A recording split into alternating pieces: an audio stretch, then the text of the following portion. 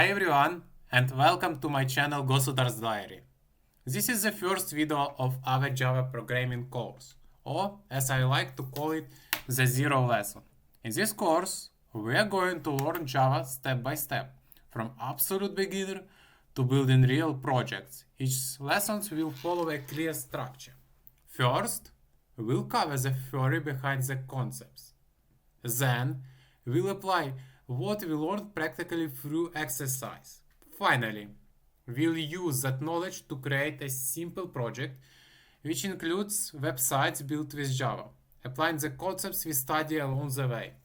As we progress, this project will gradually evolve, gaining more professional features and better structure with each new lesson. It won't be just one project that improves over time. We'll create other projects as well, each using the concepts we learned and gradually adding new parts of code and features. This way you understand why the code works, how it's used, and where it can be applied in real-world scenarios.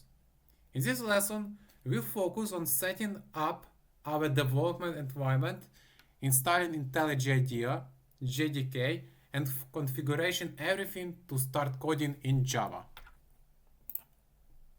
Alright, now let's set up our development environment so we can start coding in Java. We'll install three main tools: IntelliJ IDEA, JDK, and Maven. Then we'll configure them to work together. First, let's install IntelliJ IDEA, which is an integrated development environment for writing Java code. Type on this field. Enter here IntelliJ IDEA. Click here. Go to JetBrains website. Click here. And next, click on the blue button Download. Click in here. Now let's scroll down and choose the Community Edition. It's free, and for beginners it's more than enough. You can try how everything works, create different projects like websites, and basically learn everything you need. Click here to download the installer. After it installs, we'll open it and just follow the next steps. If you already have IntelliJ IDEA on your computer, you'll see these windows. If you are installing it for the first time, you won't see it. I'm just skipping it on my side. Here you choose where you want the program to be installed on your drive. And this following window, you can basically leave almost all the checkboxes turned on.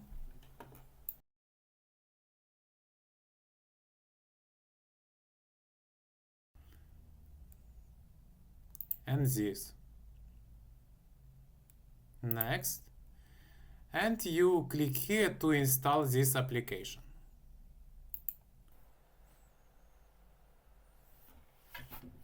Okay, now we need to reboot system. After rebooting your system, it's time to launch IntelliJ IDEA. When you open IntelliJ IDEA for the first time, these windows will pop up, letting you either create a new project or open an existing one. Click here to create a new project. In this field, we can name it. I'm going to name it First Launch. Click First Launch. Also, we can choose JDK. Click here. Here, we'll go with JDK 21 because it's stable and well supported. JDK 25 could break some libraries, so 21 is the best option for now. Click here. Here, we don't need to change anything here. You just leave it as it is. And click here to create.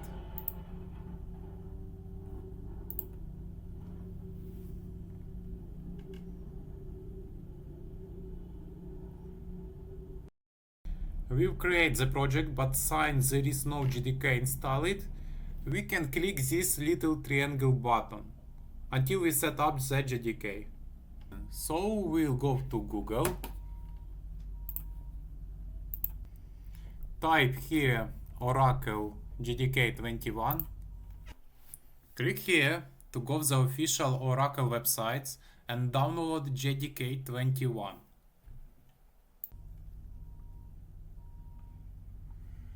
Here you choose the version for your system. I'll choose Windows. And click here to download the installer. Click here to launch this installer. Yes.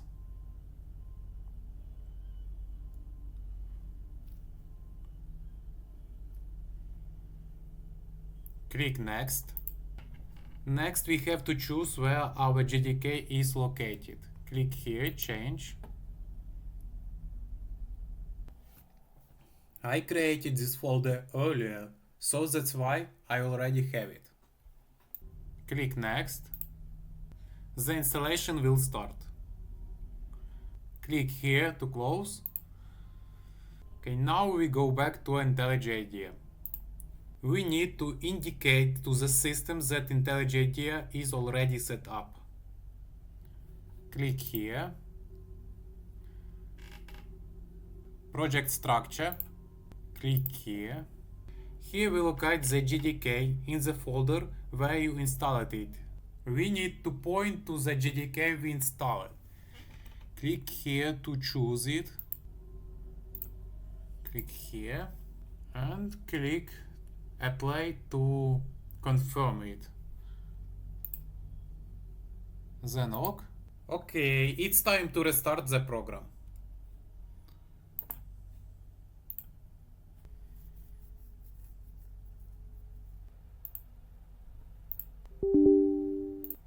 Once we restart IntelliJ IDEA, the JDK warning goes away and this little triangle button turns green. Clicking it will run our program. Now program is building and we have it. The program has launched. And this console's window shows that everything is working fine. You can check it out here. This window is called the Run console. As we can see, everything works perfectly. And now we are ready to install Maven, which helps us manage project dependencies and build processes. Let's head back to Google. Click here, type here Maven. Go to the official website Apache Maven, click here. Click here to install Maven. Click here. This window opens and we can place it anywhere on our computer where it's easy to access. Click here, copy.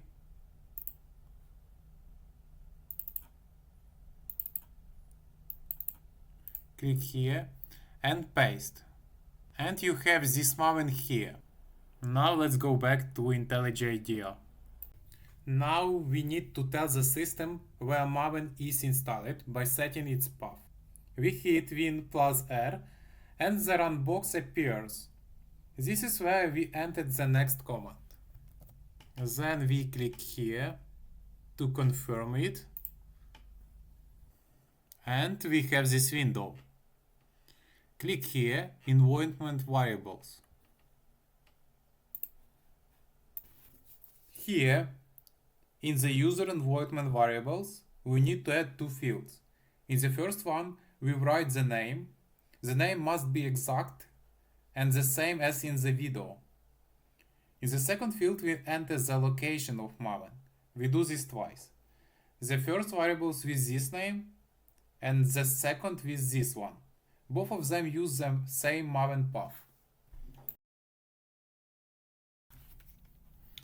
Once we've finished setting up the user's variables, we move on to the system variables. To add a new variable, just click here.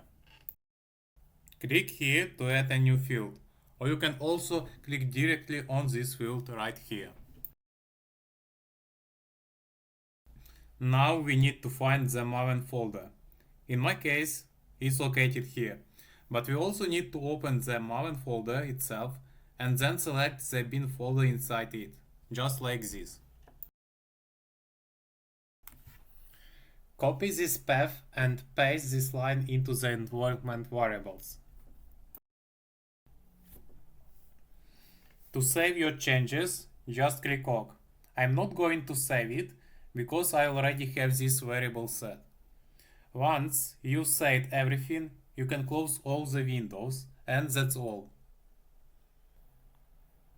Click here OK and click here OK. Then close this window.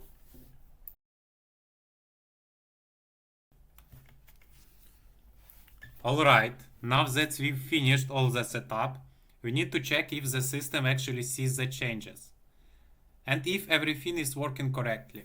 So let's open the terminal and type two commands to check the Java and Maven versions.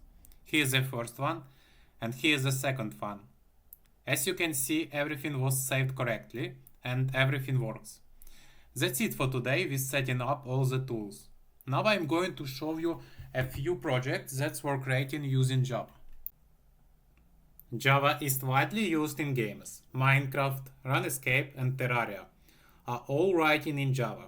It allows developers to create engaging desktop and mobile games from simple 2D projects to complex interactive experience. Java powers desktop and mobile applications like Spotify, IntelliJ IDEA, which we installed today. With Java, you can build reliable and efficient software tools, apps, and development platforms. Java is widely used for websites and web applications. Examples include LinkedIn, Amazon, and Netflix, which use Java for backend logic and server-side processing. You can build websites and web services that scale to millions of users. Java is crucial for enterprise systems and banking applications. Major examples are Bank of America and JP Morgan Chase, which use Java to handle security transactions and large-scale data processing. Learning Java gives you the skills to create robust solutions for finance, logistics, and large industries.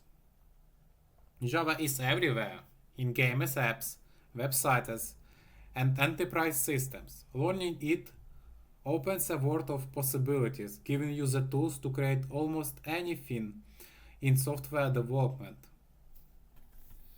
That's it for the Zero lessons. Now you know what Java is, how powerful it is, and all the amazing things you can create with it. From games and apps to websites and enterprise systems. In the next video, we'll start a new project where we'll go over the basics of Java step by step. My goal is to help you really understand how Java works and make it easy to follow along.